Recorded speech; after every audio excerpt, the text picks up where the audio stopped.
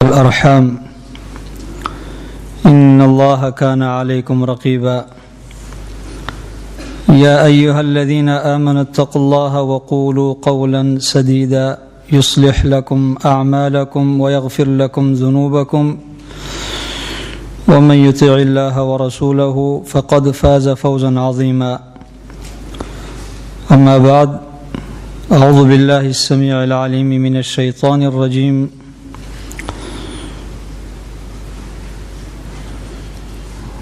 وسيق الذين كفروا إلى جهنم زمرا حتى إذا جاءوها فتحت أبوابها وقال لهم خزنتها ألم يأتكم رسل منكم يتلون عليكم آيات ربكم وينذرونكم لقاء يومكم هذا قالوا بلى ولكن حقت كلمة العذاب على الكافرين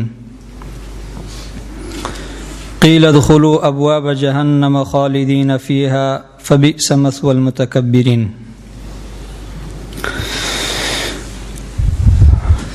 آج کی ہماری اس گفتگو کا عنوان وہ مفاتح الخیر ہے۔ مفاتح الخیر، مفاتح یہ مفتاحن کی جمع ہے، چابی، کنجی۔ خیر یہ عربی لفظ ہے، اردو میں بھی مستعمل ہے، شر کے مقابل میں لفظ استعمال کیا جاتا ہے۔ تو مفاتح الخیر یعنی نیکی کی کنجیاں اور چابی، خیر کی چابی۔ یہ موضوع انتہائی اہمیت کا حامل ہے۔ یہ من انفع ابواب العلم واعظمها فائدة واکثرها خیرا۔ علوم کی جتنی قسمیں ہیں، تمام علوم میں یہ سب سے بہترین علم ہے۔ جس شخص کو اس کے متعلق علم ہو تو اس نے خیر کثیر حاصل کیا ہے، اللہ نے اس کو بہت بڑی خیر دی ہے، بہت بڑی خیر سے اللہ نے اس کو نوازا ہے۔ اس سے انسان کو بڑا فائدہ ہوتا ہے کہ انسان کو پتہ ہو کہ خیر کی چاپی کیا ہے اور شر کی چاپی کیا ہے، اور پھر کوئی یہ اجتہادی موضوع نہیں ہے، قرآن اور سنت سے ثابت ہے، سلف کے اقوال سے ثابت ہے۔ اللہ سبحانہ و تعالیٰ کی اسماء میں سے ایک اسم فتاح ہے، جیسے قرآن کریم کی متعدد آیات میں یہ نام اللہ رب العزت کے لیے ثابت ہے۔ سورۃ سبا 26 نمبر آیت، قل یجمع بیننا ربنا ثم یفتح بیننا بالحق وهو الفتاح العلیم۔ اہل حق، اہل توحید اپنے مخالفین سے کہتے ہیں کہ ہمارا رب ہمارے درمیان اور تمہارے درمیان جمع فرمائیں گے، جمع کریں گے، یعنی قیامت کے دن۔ ثم یفتح بیننا، پھر ہمارے درمیان اور تمہارے درمیان فیصلہ ہوگا کہ کون حق پرتا اور کون باطل پرتا، تمہیں کیا ملے گا اور ہمیں کیا ملے گا، اس کے متعلق اللہ سبحانہ و تعالی فیصلہ فرمائیں گے۔ وَهُوَ الْفَتَّاحُ الْعَلِيمُ، اور یہ کام اللہ اس لیے کرتے ہیں کہ اللہ رب العزت فتاح ہے اور وہ علیم جاننے والا ہے۔ فتاح کا مطلب فیصلہ کرنے والا ہے۔ اسی طرح سورۃ اعراف، اس میں بھی اللہ رب العزت نے ارشاد فرمایا ہے کہ ربنا وسع ربنا كل شيء علما على الله توكلنا ربنا افتح بیننا وبین قومنا بالحق وانت خیر الفاتحین۔ اسی طرح سورۃ فاطر میں ہے، ما یفتح اللہ للناس من رحمت فلا ممسک لها وما یمسک فلا مرسل له من بعده وهو العزیز الحکیم۔ اللہ سبحانہ و تعالی اگر اپنے بندوں کے لیے رحمت کا کوئی دروازہ کھول دے تو پھر اس کو کوئی بند نہیں کر سکتا، اور اگر کسی پر اللہ سبحانہ و تعالی کسی بھی خیر کے دروازے کو بند کر دے تو پھر اس دروازے کو کوئی کھول نہیں سکتا۔ تو غرض یہ کہ اللہ سبحانہ و تعالیٰ کے ناموں میں سے ایک نام فتاح ہے کہ اس میں یہ مفتاح کا مادہ پایا جاتا ہے۔ یہ چابی کبھی حسی ہوتی ہے کبھی معنوی۔ حسی یعنی وہ چابی جس کو آپ محسوس کر سکتے ہیں، اس معنی میں بھی لفظ قرآن کریم میں استعمال ہوا ہے۔ قارون کے بارے میں ما ان مفاتحہ لتنوء بالعصبة أولي القوة وآتيناه من الكنوز ما ان مفاتحہ لتنوء بالعصبة أولي القوة، ہم نے اس کو اتنا مال دیا تھا کہ اس کی خزانوں کی چابی ایک بہت بڑی جماعت نوجوانوں کی نہیں اٹھا سکتی تھی۔ تو وہاں پہ یہ مفاتیح کا لفظ استعمال ہوا ہے حسی چابی جس کے ذریعے سے تالا کھول دیا جاتا ہے۔ معنوی چابی کے لیے بھی لفظ حدیث میں استعمال ہوا ہے، اور قرآن میں بھی ہے ما یفتح اللہ للناس من رحمہ، وہاں پہ رحمت جو معنوی اور حسی رحمت ہے دونوں شامل ہے، دونوں کو شامل ہے۔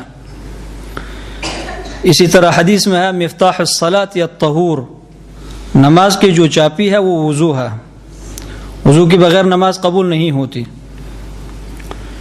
اسی طرح مفتاح الجنت لا الہ الا اللہ، جنت کی جو کنجی ہے وہ لا الہ الا اللہ ہے۔ تو دیکھیں حدیث میں بھی یہ لفظ معنوی معنی میں غیر محسوس کے لیے یہ چابی اور کنجی کا لفظ استعمال ہوا ہے۔ تو خلاصہ یہ ہے کہ مفتاح ما یفتح بہ الشیء، چابی اس چیز کو کہتے ہیں جس کے ذریعے سے آپ کسی اور چیز کو کھول دیتے ہیں۔ تو یہ لفظ جو اللہ رب العزت کے لیے استعمال ہوا ہے فتاح کا لفظ،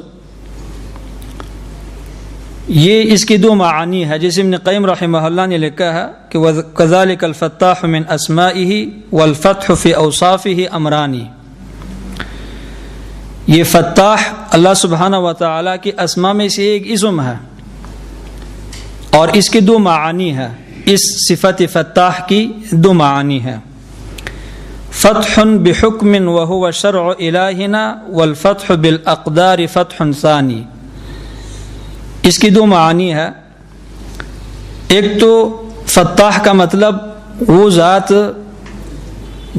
جو فیصلہ کرنے والی ذات ہے، تو اس ذات کی جو فیصلہ ہیں اس کی دو قسمیں ہیں، ایک اس کا دینی اور شرعی فیصلہ ہے جزائی، اور دوسرا فیصلہ قدری ہے تقدیری۔ اگر کسی کو سمجھ نہیں آتی تو ابھی سے پریشان نہ ہونا، اس کی وجہ یہ ہے کہ ہم جب کوئی موضوع بیان کرنے کا ارادہ کرتے ہیں تو اس موضوع کو حتی المقدور اس کے حق ادا کرنے کی کوشش کرتے ہیں، ابھی ابتدائی باتیں ہیں اس کی۔ تو یہ اسم جو اللہ رب العزت کے متعلق استعمال ہوا ہے کہ اللہ فتاح ہے، اس اسم کی معنی کو جاننا آپ سب کے اوپر فرض اور ضروری ہے، اس لیے کہ آپ سب اللہ سبحانہ و تعالیٰ کی طرف محتاج ہیں، اور محتاج تو یہ ہے کہ ہمیں حاجت ہوتی ہے اللہ سبحانہ و تعالیٰ کی، تو حاجت رفع کرنے کا طریقہ یہ ہے کہ اس ذات سے دعا مانگی جاتی ہے، اور وہ دعا کبھی قبول ہوتی ہے کبھی نہیں ہوتی۔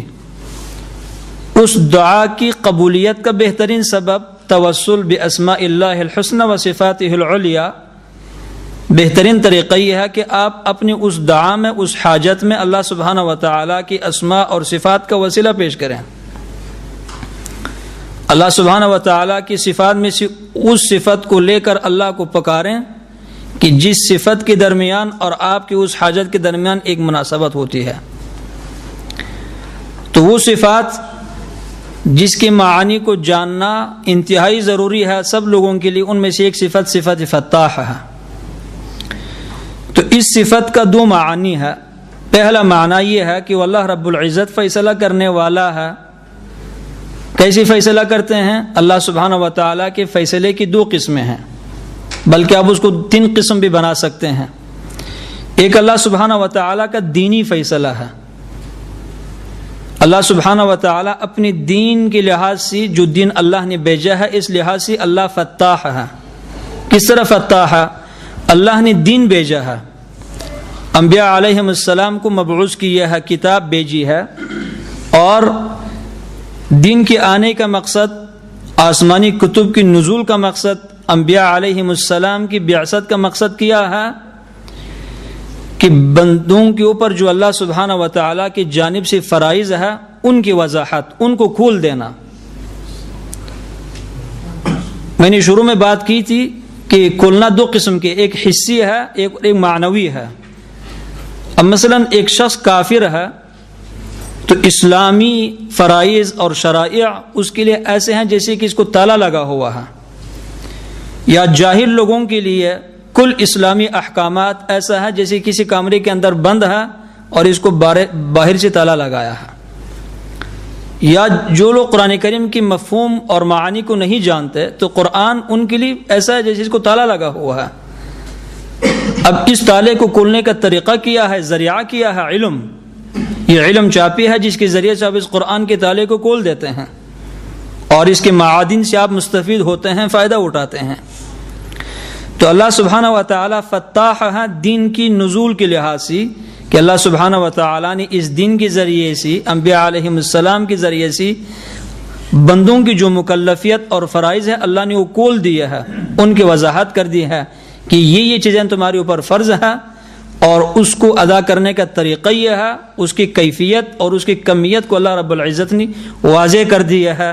اس لحاظ سے اللہ رب العزت فتاح ہے۔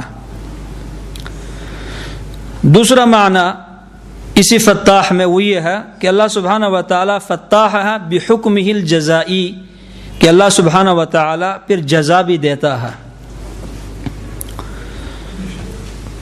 وہ لوگ جو اس دن کے موافق عمل کرتے ہیں، دن کے مطابق چلتے ہیں، اللہ رب العزت ان کو جزائے خیر دیتا ہے، اور جو لوگ اس دن کی مخالفت کرتے ہیں یا دن پر چلنے والوں کے ساتھ دشمنی کرتے ہیں، ان کو اذیت اور تکالیف پہنچاتے ہیں، تو اللہ رب العزت ان کو جزائے شر دیتا ہے، اللہ ان کو سزا دیتا ہے۔ اور اسی معنی میں یہ لفظ قرآن کریم میں استعمال ہوا ہے، قل یجمع بیننا ربنا ثم یفتح بیننا بالحق وهو الفتاح العلیم۔ اللہ اپنی فتح جزائی، اللہ سبحانہ و تعالیٰ کا جو حکم جزائی ہے اس کی روح سے اللہ رب العزت ہمارے درمیان اور تمہارے درمیان فیصلہ فرمائیں گی کہ حق والوں کو اللہ عزت دے دیں گی، اللہ ان کو عزت دے دیں گی، اللہ ان کی مدد فرمائیں گی، اللہ رب العزت ان کے گناہوں کو معاف فرمائیں گی، اور جو دین کے مخالفین ہے، جو اہل باطل ہے، اللہ رب العزت ان کو سزا دے دیں گی حق کی دشمنی کی وجہ سے۔ انہو، جب یہ جہنم میں جائیں گی اور اللہ سے دعا مانگتے رہیں گے تو اللہ کیا فرمائیں گی؟ انہو کان فریق من عبادی یقولون ربنا آمنا فاغفر لنا وارحمنا وانت خیر الراحمین فاتخذتموہم سخریا حتی انسوکم ذکری وکنتم منہم تضحکون انی جزیتہم اليوم بما صبروا انہم هم الفائزون۔ اب ان کو میں نے جنت دے دی ہے تو میں جہنم کی آگ دی ہے اس لیے کہ دنیا میں تم ان کا مذاق اڑاتے تھے، ان کے ساتھ استہزاء اور تمسخر کرتے تھے۔ تو یہ اللہ رب العزت کی جو اسم ہے فتاح، اس میں یہ معنی بھی داخل ہے، فتح جزائی، حکم جزائی۔ اور تیسرا معنی اس اسم فتاح میں وہی ہے کہ اللہ رب العزت فتاح ہے تقدیر کے لحاظ سے، اللہ رب العزت نے تقدیر لکھ لیا ہے، اور اس تقدیر میں اللہ سبحانہ و تعالی نے بندے کے حق میں خیر اور شر اللہ نے دونوں لکھ لیا ہے، خیر اور شر اللہ نے دونوں لکھا ہے تقدیر میں۔ تو اگر آپ کو کوئی خیر پہنچتی ہے تو بھی اللہ رب العزت کے اس فیصلے سے پہنچتی ہے، اگر شر پہنچتی ہے تو وہ بھی اللہ رب العزت کے فیصلے سے پہنچتی ہے۔ تو اس لحاظ سے یہ فتح کا جو لفظ ہے ان تین معانی کو شامل ہے، تین معانی پر یہ لفظ مشتمل ہے کہ اس میں اللہ رب العزت کا دین، اللہ رب العزت کا جو قانونی جزا ہے وہ، اللہ سبحانہ و تعالیٰ کی تقدیر، یہ تینوں چیزیں اس کے اندر داخل ہیں۔ تو مسئلہ یہ ثابت ہوا کہ اللہ رب العزت کے اسماء میں سے ایک اسم فتاح ہے۔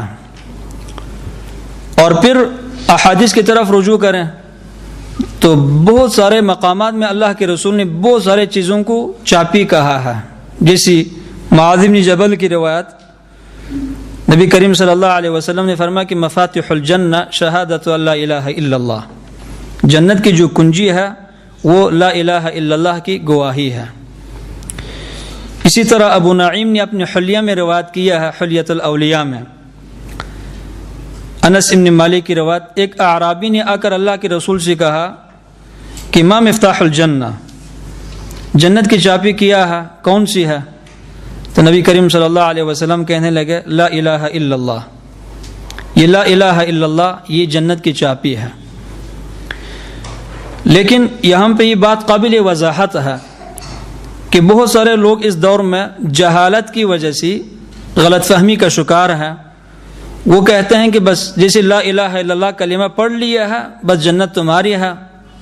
یہ تو علماء اپنی طرف سے تشدد کرتے ہیں، بس اللہ کے رسول نے کہا کہ لا الہ الا اللہ پڑھ لیا ہے بس یہ جنت کی چابی ہے، جنت کی کنجی ہے جو تمہارے ہاتھ آ گئی ہے، بس جنت تمہیں ملے گی۔ اب ان احادیث کی وضاحت اب سلف کے اقوال کی روشنی میں دیکھیں۔ پہلی بات تو یہ کہ دونوں احادیث سند کے لحاظ سے کمزور ہیں، ضعیف ہے، لیکن احادیث کی جو معنی ہے وہ بالکل درست ہے، صحیح ہے۔ بہت سارے نصوص ہے، دلائل ہے قرآن و سنت سے جو ان دو احادیث کے معانی کی تائید کرتا ہے۔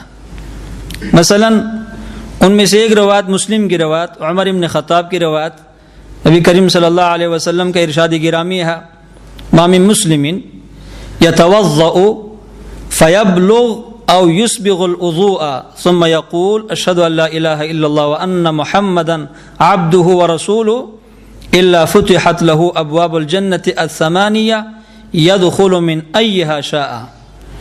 جو بھی مسلمان وضو کرے فیسبغ الوضوء، کامل وضو کرے، مکمل طور پر اچھی طرح وضو کرے، اور پھر وضو کرنے کے بعد وضو سے فارغ ہونے کے بعد یہ کلمہ پڑھ لے اشہد ان لا الہ الا اللہ واشہد ان محمدا عبدہ ورسولہ۔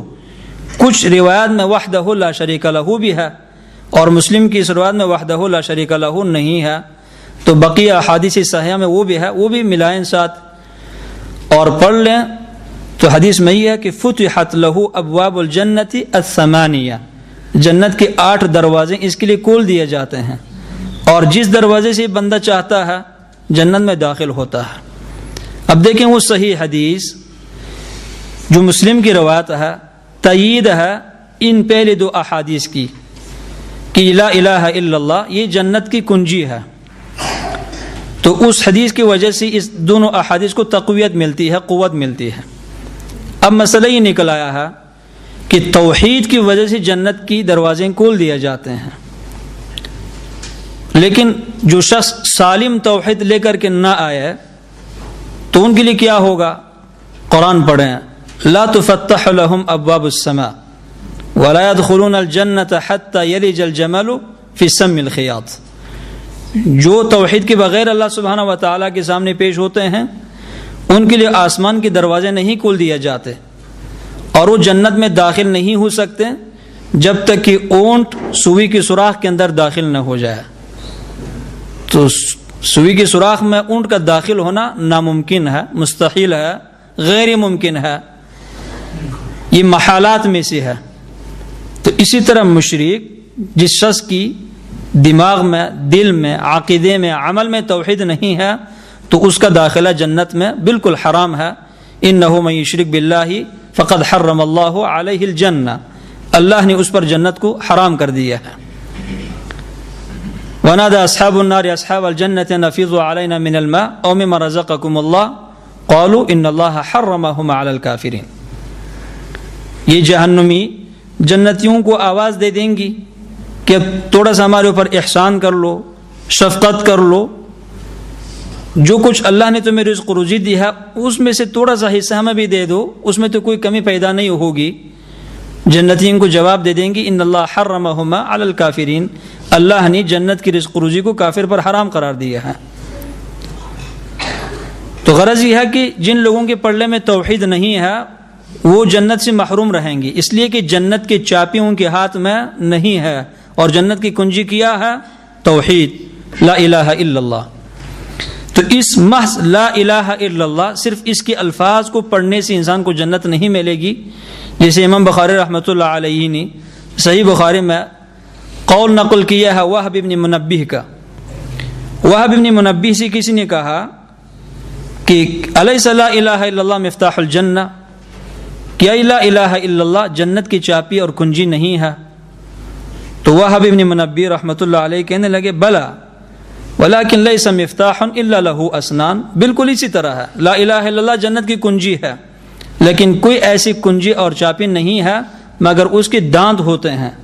فإن جئت بمفتاح له اسنان فتح لك، اگر آپ ایسی چابی لے کر آئیں گے تالے کو کھولنے کے لیے جس کے دانت بھی ہوں گی تو وہ تالا آپ کے لیے کھول دیا جائے گا۔ وإلا لم يفتح لك، اگر ایسی چابی نہیں لائیں گی جس کے دانت نہ ہو تو آپ کے لیے وہ تالا نہیں کھول دیا جائے گا۔ تو وہب ابن منبہ رحمۃ اللہ علیہ اس کلمے کی شرائط کی طرف اشارہ کرتے ہیں۔ اسی طرح حسن بصری سے کسی نے کہا قیل له ان ناسا یقولون من قال لا الہ الا اللہ دخل الجنہ، کسی نے کہا کہ امام یہاں پہ کچھ لوگ ایسے ہیں جو کہتے ہیں کہ لا الہ الا اللہ جنت کی کنجی ہے، کیا ان کی بات ٹھیک ہے اور درست ہے؟ حسن بصری رحمۃ اللہ علیہ کہنے لگے ہاں بالکل، کہ یہ جنت کی چابی ہے، لیکن من قال لا الہ الا اللہ فأدى حقها وفرضها دخل الجنہ، جس نے لا الہ الا اللہ پڑھ لیا ہے تو لا الہ الا اللہ کے حقوق کو ادا کیا اور لا الہ الا اللہ کے فرائض کو پورا کیا تو وہ جنت میں داخل ہوگا۔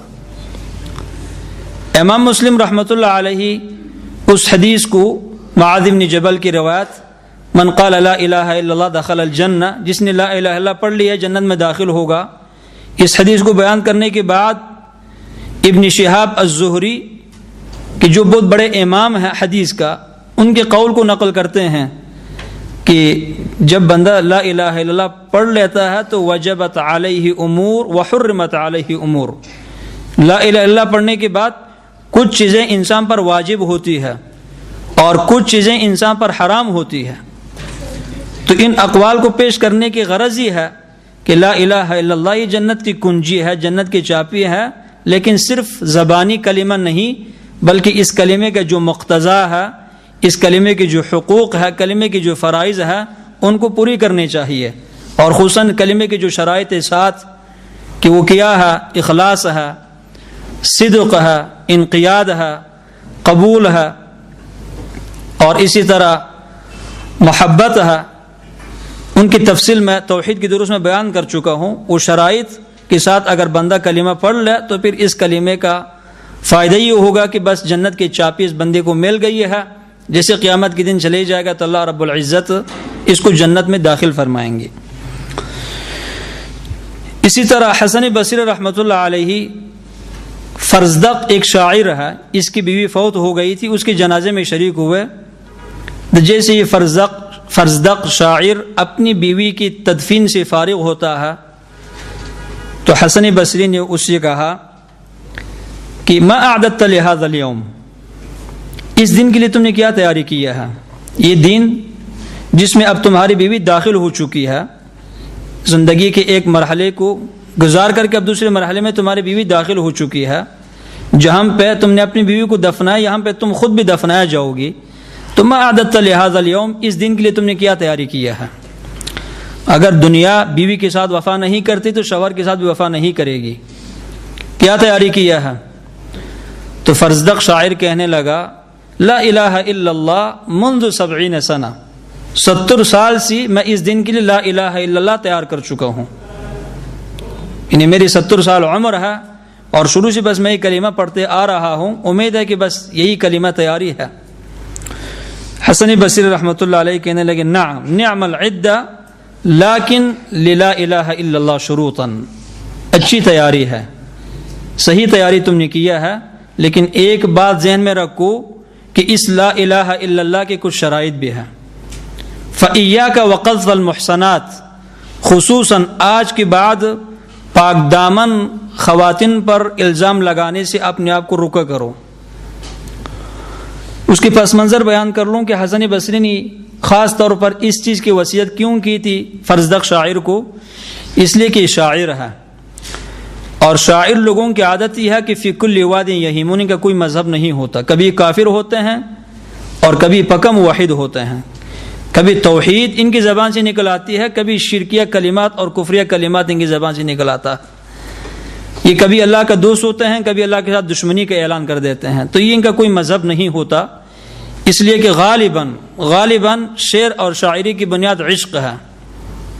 اکثر ان شعراء کو میں پڑھ چکا ہوں، آپ ان سے متاثر ہیں بلا تحقیق، میں ان سے متاثر نہیں ہوں تحقیق کے ساتھ۔ اکثر ان کی جو شاعر بننے کی اصل جو وجہ ہے، یا کسی عورت کا عشق ہے یا کسی لڑکے کا عشق ہے، جیسے حافظ شیرازی لڑکوں کا عاشق ہے، اس طرح سعدی شیرازی بھی، اور بقیہ کچھ لوگ ان میں سے جو نا خواتین کے، بس ان کی کتاب میں اکثر شعر شاعری اس قسم کے ہے۔ سعدی کے آپ گلستان پڑھ لیں، اس میں اچھے اشعار ہیں، لیکن سعدی کی کلیات پڑھ لیں تو آپ کہیں گے کہ اس سے گمراہ انسان کوئی نہیں گزرے اس دنیا میں۔ اسی طرح ہوتے ہیں۔ تو یہ فرزدق شاعر اپنی شعر شاعری میں اکثر ان خواتین پر تہمت لگایا کرتا تھا کہ جن سے اس کا اختلاف ہوتا تھا۔ تو حسن بصری کہنے لگے کہ یہ قذف المحصنات، یہ اس کلمے کی مقتضا کی منافی ہے۔ یہ پاک دامن عورتوں پر تہمت لگانا یا کسی پاک دامن مرد کو تہمت لگانا، یہ کبیرہ گناہوں میں سے ہے، اور اس کلمے کی مفہوم اور اس کی مقتضا کے خلاف ہے۔ تو غرض یہ ہے کہ وہ حسن بصری کہتے ہیں کہ لیکن لا الہ الا اللہ شروطاً اس کلمے کی کچھ شرائط ہے، اگر ان کو لحاظ کریں گے تو پھر کلمے کا فائدہ ہوگا، وگرنہ فائدہ نہیں ہوگا۔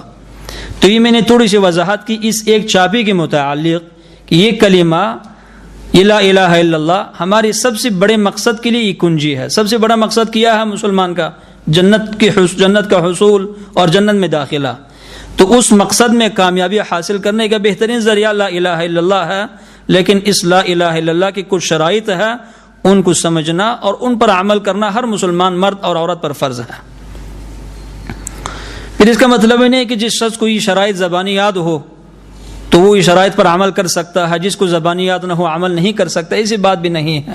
کوئی ایسا مسلمان ہوگا کہ جو ان شرائط کو گین نہیں سکتا، شمار نہیں کر سکتا، اس کی عادت کو نہیں بتلا سکتا، لیکن عمل کے لحاظ سے ان شرائط پر وہ عامل ہے، اور اس کے مقابل میں وہ بھی شخص ہے جس کو یہ شرائط زبانی یاد ہے لیکن اس کا عمل ان شرائط کے خلاف ہے۔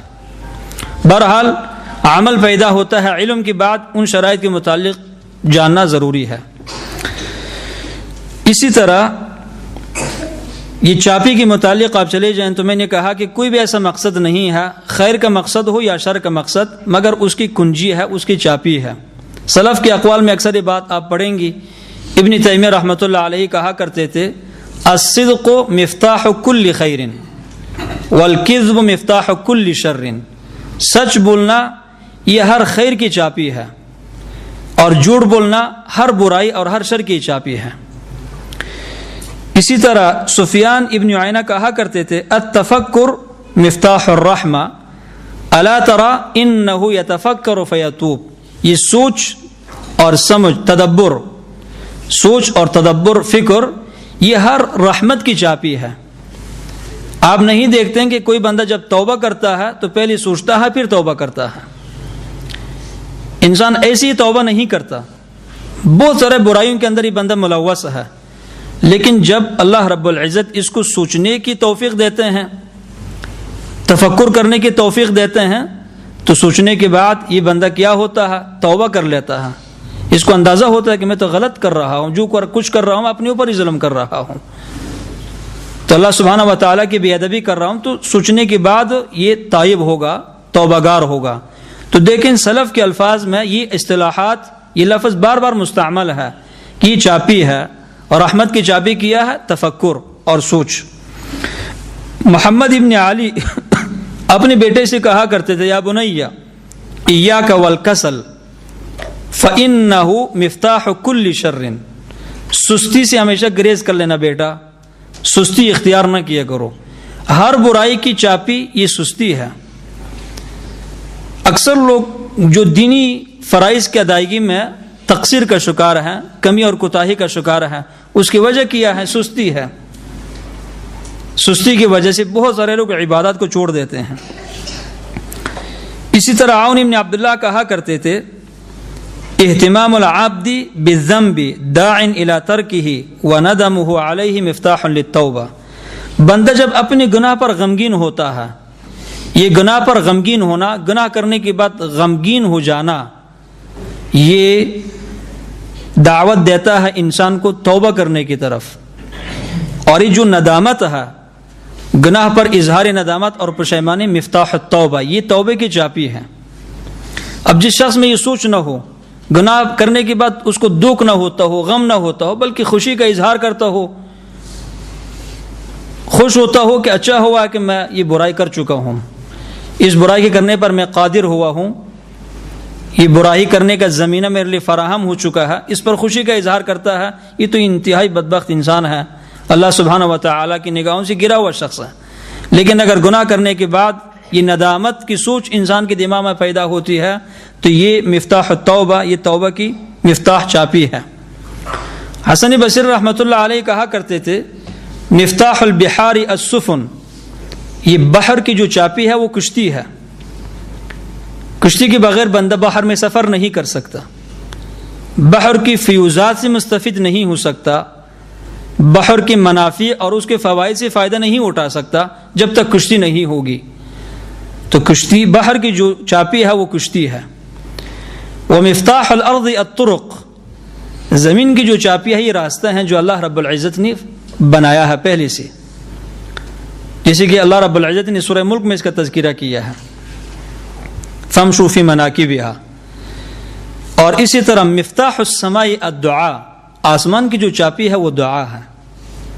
آسمان کو تالا لگا ہوا ہے، اب آسمان کے دروازے کو آپ کھولنا چاہتے ہیں اور آسمان والے کی رحمتوں سے آپ مستفید ہونا چاہتے ہیں تو اس کا طریقہ کیا ہے، اس کی چابی کیا ہے؟ دعا ہے. الدعاء هو العبادہ، اصل عبادت دعا ہے، دعا کرنی چاہیے، مسنون دعا. سہل ابن عبداللہ رحمۃ اللہ علیہ التستری کہا کرتے تھے، مفتاح الجنت ترک الہوى لقوله تعالی فاما من خاف مقام ربه ونهى النفس عن الهوى فان الجنت هي المأوى. جنت کی جو چابی ہے وہ ترک الخواہشات ہے، خواہشات کی پیروی کو چھوڑ دینا، یہ جنت کی چابی ہے. اللہ سبحانہ و تعالیٰ کا یہ قول دلیل ہے کہ وَأَمَّا مَنْ خَافَ مَقَامَ رَبِّهِ، جو شخص اپنے رب کے سامنے کھڑے ہونے سے ڈرتا ہو، وَنَهَى النَّفْسَ عَنِ الْهَوَى، اور اپنے نفس کو خواہشات کی اتباع اور پیروی سے روکے، فَإِنَّ الْجَنَّةَ هِيَ الْمَأْوَى، جنت اس کا ٹھکانہ ہے. تو اس طرح کے اقوال بہت زیادہ آپ کو ملیں گی کہ سلف مختلف چیزوں کی وہ چابی بتلاتے تھے کہ ہر چیز کی چابی ہوتی ہے، اور یہ ایک بالکل عقلی اور فطری بات ہے جو میں کر رہا ہوں. یہ آپ کے لیے کوئی مشکل بات نہیں ہے کہ ہر مقصد کی چابی ہے. جیسے ابن قیم رحمۃ اللہ علیہ نے الجواب الکافی لمن سأل عن الدواء الشافی، اس میں ایک لمبی بحث لکھی ہے اس کے متعلق، پھر سلف کے اقوال نقل کیا ہے، پھر اس کی مثالیں دی ہیں. جیسے ابن قیم رحمۃ اللہ علیہ لکھتے ہیں کہ جنت کی چابی توحید ہے، جیسے کہ احادیث میں نے آپ کو سنائی ہے ابھی. مفتاح الصلاۃ الطہور، نماز کی جو چابی ہے وہ وضو ہے. مفتاح الرحمت الاحسان، اللہ رب العزت کی رحمت کی جو چابی ہے، اللہ کے رحمت کے دروازے کو کوئی بندہ کھولنا چاہتا ہے، وہ کیا ہے؟ الاحسان، احسان کرنا. احسان، ان رحمت اللہ قریب من المحسنین، اللہ سبحانہ و تعالیٰ کی رحمت محسنین سے قریب ہے. احسان کا مطلب یہ ہے کہ اللہ سبحانہ و تعالیٰ کے ساتھ احسان کرنا، اللہ سبحانہ و تعالیٰ کی عبادت اور بندگی کرنا، جس طرح کہ اللہ رب العزت کی شان نشان، یعنی اپنی بندگی کرتے ہوئی نگاہوں، دل کی جو توجہ ہے وہ اللہ رب العزت پر ہونی چاہیے کہ اللہ مجھے دیکھ رہا ہے یا میں اللہ کو دیکھ رہا ہوں. اور اس احسان کا دوسرا حصہ ایصال الخیر الی عبیدی، اللہ رب العزت کے بندوں کو خیر پہنچانا، اللہ کی بندوں کو، اللہ کے مخلوق کو خیر پہنچانا اور اپنی شر کو ان سے روکنا، اللہ کے مخلوق کو تکلیف نہ دینا اور اللہ سبحانہ و تعالیٰ کے مخلوقات کو خیر پہنچانا، یہ احسان ہے. تو اللہ کی رحمت کی یہ چابی ہے، کنجی ہے. اسی طرح توبہ کی جو چابی ہے وہ مفتاح التوبہ یا تفکر، سوچ اور سمجھ ہے. اسی طرح مفتاح الفلاح التقوی، کامیابی کی جو چابی ہے وہ تقوی ہے. واتقوا اللہ لعلکم تفلحون، واتقوا اللہ لعلکم تفلحون. اور اسی طرح یہ علم کی جو چابی ہے حسن السوال و حسن الاصغاء، صحیح سوال کرنا اہل علم سے، اور سوال کرنے کے بعد پھر اس جواب کو توجہ کے ساتھ سننا، یا جب علمی دروس ہو تو ان دروس کو توجہ کے ساتھ سننا، دلچسپی کے ساتھ سننا. یہ کیا ہے مفتاح العلم، یہ علم کی چابی ہے، یہ علم حاصل کرنے کا اصول ہے، یہ علم حاصل کرنے کا طریقہ ہے. من حرم الوصول حرم الوصول، جو شخص اصول سے محروم کیا جائے تو پہنچنے سے بھی محروم کیا جائے گا. مطلب یہ کہ کسی مقصد کے اصول کے بارے میں انسان کو اگر علم نہ ہو تو انسان اس مقصد تک نہیں پہنچ سکتا. جیسے آپ کہیں سفر کرنا چاہتے ہیں تب سفر کے اصول کے متعلق آپ کو علم ہونی چاہیے کہ سفر کا اصول یہ ہے کہ بندہ تندرست ہو، آپ کے جیب میں پیسے ہو، راستے کے متعلق آپ کو علم ہو، آپ کے ساتھ ساتھی ہو، سواری ہو. اگر ان چیزوں میں سے کوئی بھی چیز نہیں ہے تو آپ بس ایسے پھرتے رہیں، 100 سال تک پھرتے رہیں گے، مقصد کو نہیں پہنچ سکیں گے. تو علم کی چابی جو ہے نا وہ حسن السوال و حسن الاصغاء ہے. اسی طرح یہ جو تقوی اور طہارت ہے اس کی چابی کیا ہے الصلاۃ، برائیوں سے بچنے کی جو چابی ہے وہ کیا ہے صلاۃ ہے، نماز ہے. ان الصلاۃ تنہی عن الفحشاء والمنکر. اس کے مقابل میں جو شر ہے ان کی بھی چابی ہے. جس طرح جنت کی چابی ہے اسی طرح جہنم کی بھی چابی ہے. جیسے آج جو میں نے پڑھی ہے سورۃ زمر کی، وسیق الذین کفروا الی جہنم زمرا حتی اذا جاؤوها فتحت ابوابها. جب یہ کفار کو لایا جائے گا جہنم کی طرف تو جہنم کے دروازے کھول دیے جائیں گے. وقال لهم خزنتها الم یأتیکم رسل منکم یتلون علیکم آیات ربکم وینذرونکم لقاء یومکم هذا قالوا بلی. جہنم کی جو مالک ہے، اس کے جو چوکیدار ہیں، ان کفار سے کہیں گی کہ اللہ نے دنیا میں تمہارے پاس نبی نہیں بھیجا تھا، اللہ کی آیات تم تک نہیں پہنچی تھی، اور کیا انبیاء علیہم السلام تمہیں اس دن سے نہیں ڈراتے تھے؟ قالوا بلا. یہ کفار جہنم کے دروازے میں کہیں گے کہ بالکل اللہ نے نبی بھی بھیجا ہے اور اللہ کی آیات بھی ہم تک پہنچی تھی، ولیکن حقت کلمۃ العذاب علی الکافرین، چونکہ ہم کافر تھے تو اللہ نے بس ہمارے اوپر عذاب کا فیصلہ کر لیا ہے. قیل ادخلوا ابواب جہنم خالدین فیہا، اب تم جہنم کے دروازوں کے اندر داخل ہو جاؤ. فبئس مثوى المتکبرین، یہ کتنا برا ٹھکانہ ہے متکبرین کا. تو یہاں پہ اللہ رب العزت نے جہنم میں جانے کی چابی بتلا دی ہے کہ وہ کفر ہے، انبیاء علیہم السلام کی دعوت سے منہ پھرنا ہے، اور اسی طرح تکبر ہے. یہ کبر جہنم کی چابی ہے. جس شخص میں کبر کا مادہ ہو بس اس نے جہنم کی چابی اپنے ہاتھ میں لے لی ہے. اب چابی لے لی ہے تو اس نے جہنم کے دروازے کھول دینے ہیں خامخواہ. اور اس کے مقابلے میں وسیق الذین اتقوا ربهم الى الجنة زمرا حتى اذا جاءوها فتحت ابوابها وقال لهم خزنتها سلام علیکم طبتم فادخلوها خالدین. یہ متقین جنت میں لے جائیں گی، جنت کے دروازے کے لیے کھول دیے جائیں گے، اور سب سے پہلا شخص انا اول من یقرع باب الجنہ، سب سے پہلا شخص جو جنت کے دروازوں کو دستک دیں گی وہ امام المتقین سید الرسول محمد الرسول اللہ صلی اللہ علیہ وسلم ہے. آپ فرماتے ہیں کہ سب سے پہلا شخص آدم علیہ السلام کے اولاد میں سے جو جنت کے دروازوں کو دستک دے گا میں ہوں گا. اور جب میں جنت کی دروازوں کو دستک دوں گا تو جنت کے جو چوکیدار ہے وہ کہیں گی آپ کون ہیں؟ تو میں کہوں گا کہ میں محمد ہوں علیہ الصلاۃ والسلام. تو وہ کہیں گے کہ ہاں ہم بھی اسی بات پر مأمور ہیں کہ جب تک آپ نہیں آئیں گی جنت کے دروازے نہیں کھول دیے جائیں گے. تو امام المتقین ہے، جنت میں جانے کی چابی کیا ہے؟ تقوی ہے، جیسے کہ اللہ نے وہاں پہ بیان کیا ہے. اسی طرح طبتم پاکی ہے، سلام علیکم طبتم. وہ جنت کے چوکیدار جنت میں داخل ہونے والوں سے کیا کہیں گی؟ تم پر سلامتی ہو، اس لیے کہ دنیا میں تم نے اچھا کیا ہے، پاکی اختیار کیا ہے، تمہاری باتوں میں پاکی تھی، تمہارے اخلاق میں بھی، تمہارے عقائد میں بھی، تمہارے اعمال میں بھی، تمہارے اٹھنے میں بھی، تمہارے بیٹھنے میں بھی، تمہارے خلوت میں، تمہاری جلوت میں، تمہاری شب میں، تمہارے روز میں پاکی تھی، اس لیے اللہ نے تمہیں جنت کا وارث بنایا ہے۔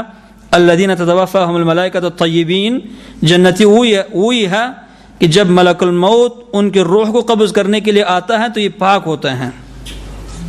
تو جنت کی چابی کیا ہے تقوی، جنت کی چابی کیا ہے طہارت، اپنے آپ کو پاک بنانا، طیب بنانا، اخلاق کے لحاظ سے، عقائد کے لحاظ سے، اعمال کے لحاظ سے، معاملات اور کردار کے لحاظ سے اپنے آپ کو پاک کرنا، یہ جنت کی چابی ہے۔ اسی طرح یہ بدعات کی جو چابی ہے وہ نبی کریم صلی اللہ علیہ وسلم کی لائی ہوئی شریعت اور اللہ کے رسول کی سنتوں سے منہ پھرنا۔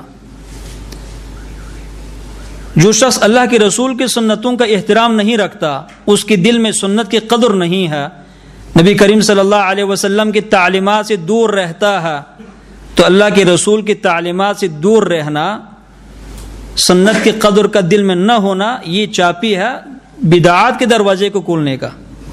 اب اس نے چابی پکڑ لیا، یہ بدعات اللہ کے رسول کی دین کے خلاف اب دین بناتے جائے گا، اور اتنا برا عمل ہے کہ اپنی برائی کو نیکی سمجھتا رہے گا۔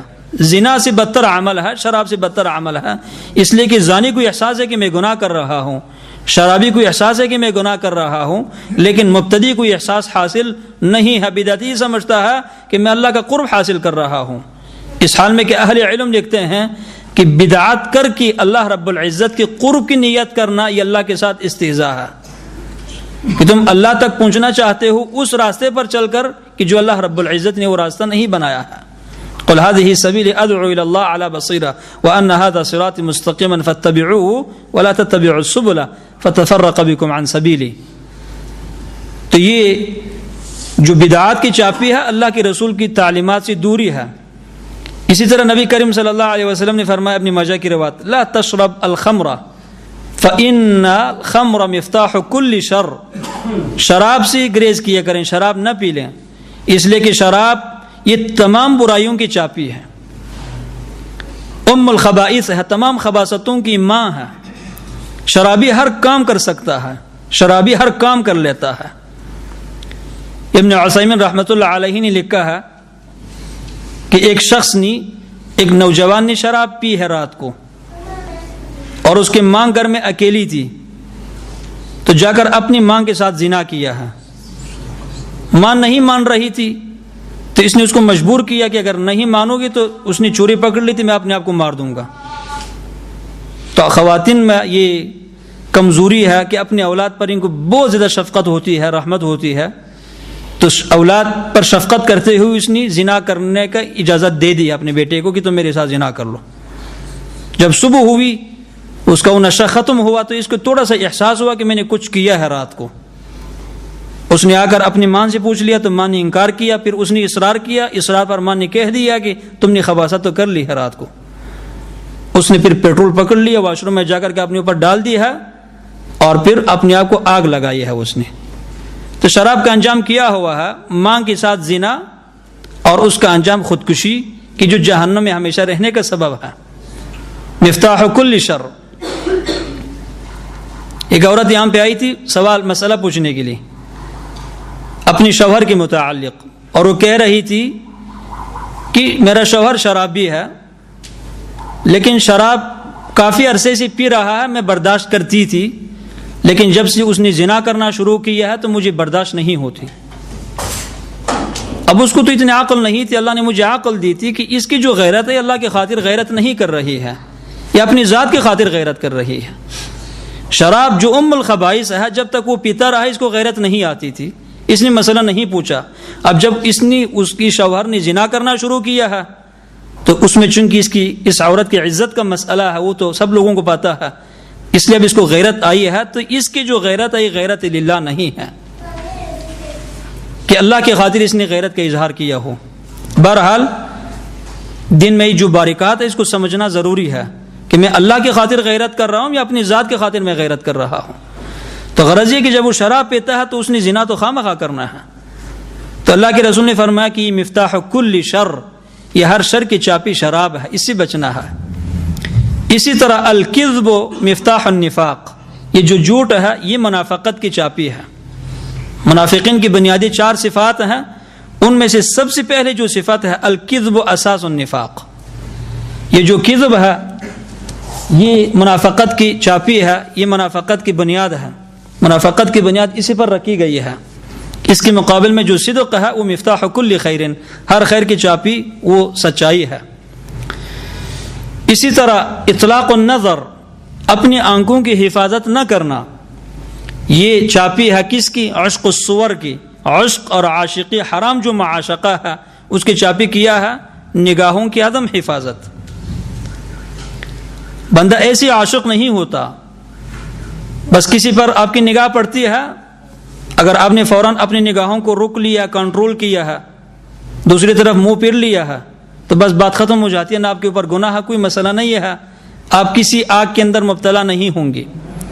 پھر ایک بار دیکھ لیا، پھر دوبارہ، پھر تیسری مرتبہ، پھر چوتھی مرتبہ، تو اس شکل سے، اس صورت کے ساتھ آپ کے دل میں محبت پیدا ہوتی ہے جس کو آپ بار بار دیکھ رہے ہیں، پھر دل کے اندر آگ پیدا ہوتی ہے، پھر سکون ختم ہو جاتا ہے، پھر بے چینی پیدا ہوتا ہے انسان کے دل میں، بالآخر انسان حرام سی حرام تر کام کر جاتا ہے ان نگاہوں کو کنٹرول نہ کرنے کی وجہ سے۔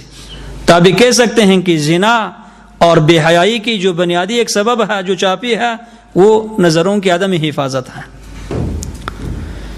اسی طرح یہ شح اور حرص، شدید لالچ مال کے ساتھ اور مال سے انتہائی محبت، یہ چابی ہے بخل کا، یہ بخل کی چابی ہے۔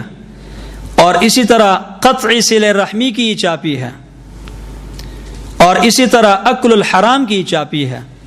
جس شخص کو مال سے شدید لالچ ہو، شدید محبت ہو، تو سب سے پہلا جو اس کا ثمرہ اور نتیجہ ہے وہ یہ ہے کہ یہ بندہ بخیل ہوگا،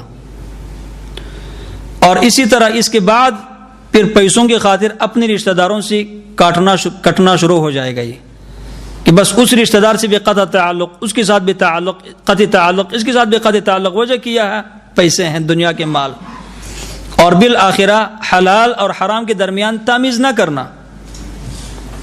اس کو یقین ہے، پختہ یقین ہے کہ جو میں کما رہا ہوں میں حرام کما رہا ہوں، لیکن چونکہ مال سے اتنی شدید محبت ہے کہ اب اس محبت کی وجہ سے یہ مجبور ہے کہ حرام کمائے، تو اللہ رب العزت کے حلال اور حرام کے درمیان فرق نہ کرنے کی جو چابی ہے وہ حرص ہے۔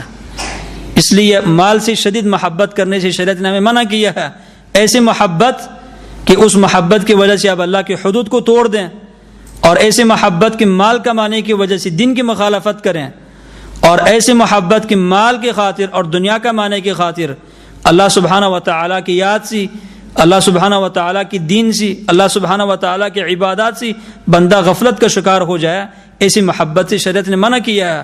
بلکہ ایسی محبت کو شریعت نے شرک کہا ہے، تعیس عبد الدینار و عبد الدرہم و عبد القطیفۃ و عبد الخمیسہ، دینار اور درہم کے جو بندے ہیں یہ ہلاک ہو جائیں، اللہ کے رسول نے بد دعا دی، یہ پیسوں کی پجاری ہے، پیسوں کے بندے ہیں، دنیا کی عبادت کرنے والے لوگ ہیں۔ دنیا کا معنی اس حد تک جائز ہے کہ دین اور دنیا میں جب ٹکراؤ پیدا ہوتا ہے تو آپ دین کو دنیا پر ترجیح دے دیں، پیسہ کماتے ہوئے اللہ کے حلال اور حرام کا فرق کریں، پیسوں کی وجہ سے اللہ کے دین سے غافل نہ ہو جائیں۔ تو غرض یہ ہے کہ یہ چابی ہے اس چیز کی، یہ حرص، شدید لالچ دنیا کے ساتھ۔ تو یہ مختلف اس طرح کے اسباب ہیں، شرور کی چابیاں ہیں۔ تو صرف میں نے مثالیں دی آپ کو کہ شرور کی بھی چابی ہے، جس طرح خیر کی چابی ہے، جس طرح جنت کی چابی ہے، اسی طرح جہنم کی بھی چابی ہے، ان سے بچنا ہے۔ پھر جس طرح یہ صفات افعال خیر، افعال شر، ان کی چابی ہے، اور اسی طرح جس طرح جنت اور جہنم کی چابی ہے، تو آپ کو پتہ ہے کہ یہ صفات ایسے خود بخود قائم نہیں ہے، ان صفات کا بظاہر جسم نہیں ہے، یہ کسی جسم کے ساتھ قائم ہے۔ تو اس لیے تمام انسانیت بھی دو قسم کی ہیں، کچھ لوگ خیر کے چابی ہیں اور کچھ لوگ شر کے چابی ہیں۔ یہ اصل موضوع، اس گفتگو کا اصل مقصد یہ ہے۔ ابن ماجہ کی روایت اور ابن ابی عاصم نے السنہ میں روایت کیا ہے، انس ابن مالک سے نبی کریم صلی اللہ علیہ وسلم کا ارشاد گرامی ہے، ان من الناس ناسا مفاتحا للخیر مغالقا للشر وان من الناس مفاتحا للشر مغالقا للخير فطوبى لمن جعل الله مفتاح الخير على يديه وويل لمن جعل مفتاح الشر على يديه رواہ ابن ماجہ بسند صحیح۔ اللہ کے رسول کہتے ہیں کہ لوگوں میں سے کچھ لوگ وہ ہے جو خیر کی کنجی اور خیر کی چابی ہیں، اور شر اور برائی کی وہ تالا ہیں، لاک ہیں، اور کچھ لوگ وہ ہے جو شر اور برائی کی چابی ہیں اور خیر کی تالا ہیں۔ فطوبہ خوشخبری ہے، جنت ہے، یا جنت کی وہ درخت ہے کہ جس میں سوار انسان سواری پر سوار ہو کر کی 100 سال تک منزل کرتا رہا تو اس درخت کے سائے کو ختم نہیں کر سکتا، اس کا نام بھی طوبہ ہے۔ تو وہ جنت ہے خلاصہ اس شخص کے لیے جس کی ہاتھ پر اللہ رب العزت نے، جس کے ہاتھ میں اللہ رب العزت نے خیر کی چابی رکھی ہے اور شر کے تالے اللہ نے اس کے ہاتھ میں رکھ دیا ہے۔ اور جہنم ہے اللہ سبحانہ و تعالیٰ کا سخت ترین عذاب ہے اس شخص کے لیے جس کے ہاتھوں میں خیر کی تالے ہیں اور شر کی چابی ہے۔ عجیب حدیث اور انتہائی مفہوم خیز بہت سارے فوائد پر مشتمل حدیث ہے۔ کچھ لوگ خیر کی چابی ہیں، مطلب یہ کہ ہمیشہ ان سے خیر کا کام ہی ہوتا رہتا ہے، ان کی زبان پر بھی خیر ہوتی ہے، ان کی دماغ میں بھی خیر ہوتی ہے، ان کے ہاتھوں میں بھی خیر ہے، ان کے پاؤں میں بھی خیر ہے، ان کی دین میں بھی خیر ہے، ان کے رات میں بھی خیر ہے، جہاں پہ یہ بیٹھتے ہیں وہاں پہ خیر ہے، جہاں پہ چلتے ہیں وہاں پہ خیر ہے، بس ان کا کام خیر ہی خیر ہے۔ خیر کی تالے کھول دیتے ہیں، خیر کے دروازے کھول دیتے ہیں، ان سے لوگوں کو فائدہ ہوتا رہتا ہے۔ جیسے کہ اس حدیث کی راویوں میں سے ایک راوی تابعی ثابت البنانی ہے، انس ابن مالک رحمۃ اللہ علیہ رضی اللہ عنہ جو اس حدیث کے راوی ہیں صحابہ میں سے، اور ان کا شاگرد ثابت البنانی ہے۔ تو انس ابن مالک کہتے ہیں کہ ان للخیر مفاتح وان ثابت البنانی من مفاتح الخیر، خیر کی چابیاں ہوتی ہیں اور یہ ثابت جو میرا شاگرد ہے یہ خیر کی چابیوں میں سے ایک چابی ہے۔ یہ بہت بڑی سعادت ہے اس شخص کی کہ جس کی تعریف صحابہ کر رہے ہیں۔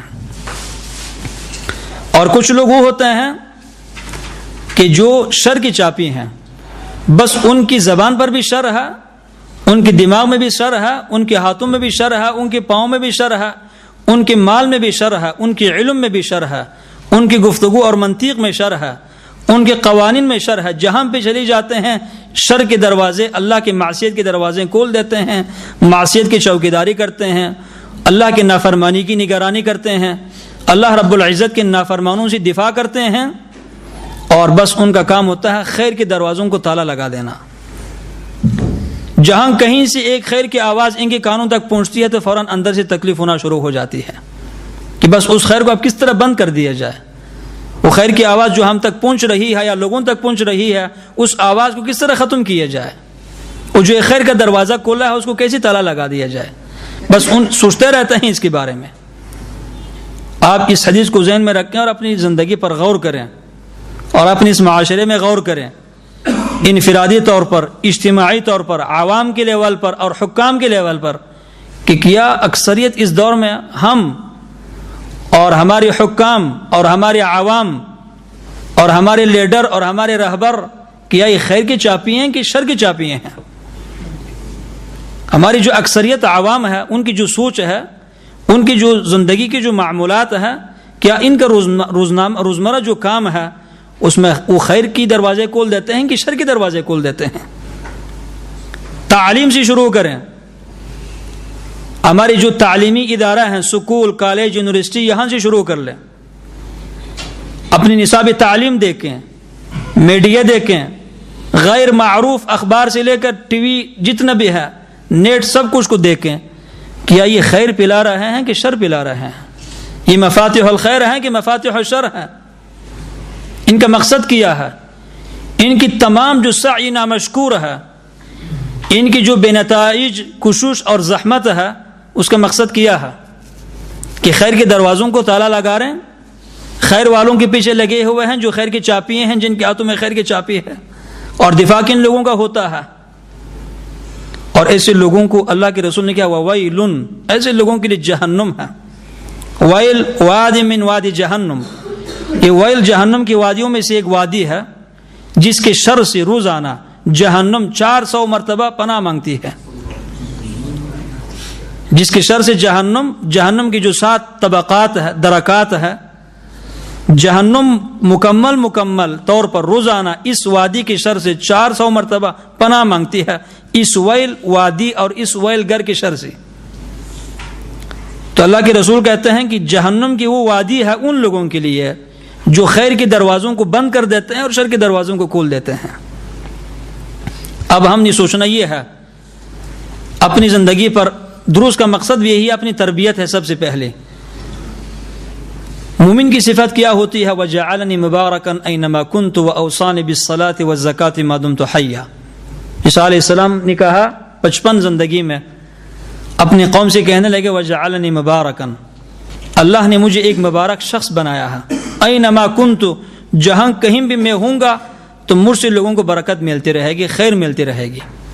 اور اللہ نے مجھے وصیت کی ہے بالصلاۃ، نماز کی پابندی، والزکات، اپنے نفس کی پاکی اور زکات دینا جب تک میں زندہ رہوں گا۔ مومن کی صفت ہوتی ہے مبارک، بس اس کے ساتھ آپ بیٹھیں، اس کی گفتگو سے آپ کو خیر ملے گی۔ اس کے مال کی طرف چلے جائیں تو اس کا مال بس خیر ہی میں لگا رہتا ہے، ہمیشہ مال سے بھی خیر کا کام کرتا ہے۔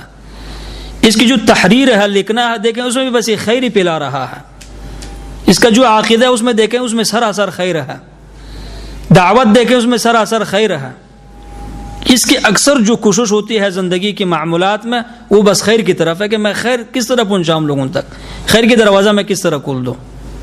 تو یہ کوئی مشکل نہیں ہے۔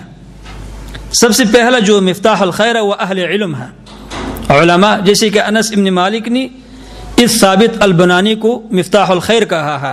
اب ثابت البنانی کو مفتاح الخیر کیوں کہا ہے؟